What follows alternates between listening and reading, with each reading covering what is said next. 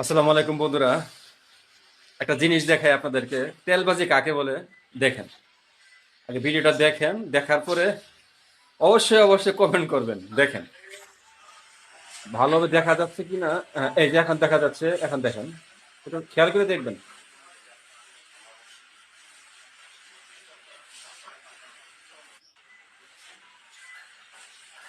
দেখেন দেখেন, হ্যাঁ এই দেখেন, দেখেন দেখেন দেখেন আরেক তেলবাজ কি করে দেখেন,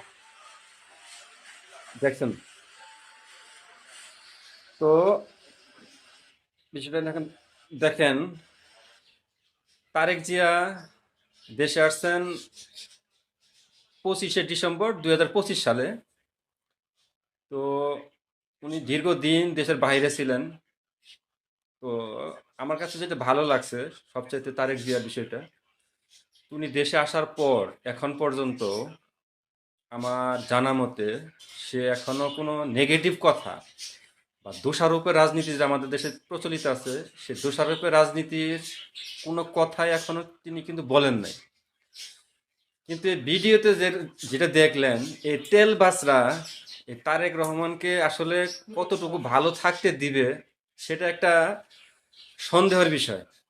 কারণ সে তো একজন মানুষ, একদিন আগে পিছে হয়তোবা প্ররোচিত বায়াসড হয়ে যেতে পারে।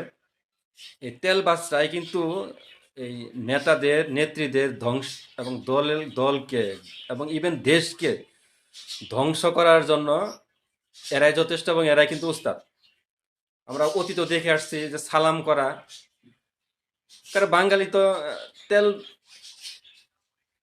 নিতেও পছন্দ করে, দিতেও পছন্দ করে, এবং ইভেন তেল না, শুধু বাটার ঘি যা আছে সবই নিতে পছন্দ করে এবং দিতেও পছন্দ করে।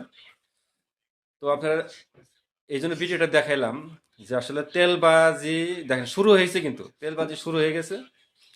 এবং একটাই আকাঙ্ক্ষা থাকবে, প্রত্যাশা থাকবে, তারেক রহমান সাহেব এতদিন পর দেশে আসছেন, বিদেশে ছিলেন, অনেক কিছু শিখছেন। আশা করি এইসব তেলবাজদের উনি প্রশ্রয় দিবেন না এবং উনি এই তেলবাজিতে প্ররোচিত হবেন না। তো ভিডিওটা তো দেখছেন, আপনারা আবার একটু দেখেন, শেষে একটু দেখেন।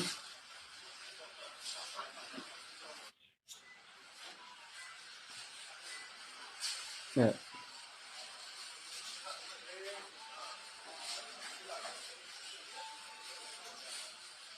দেখলেন তো? তো সবাই ভালো থাকবেন।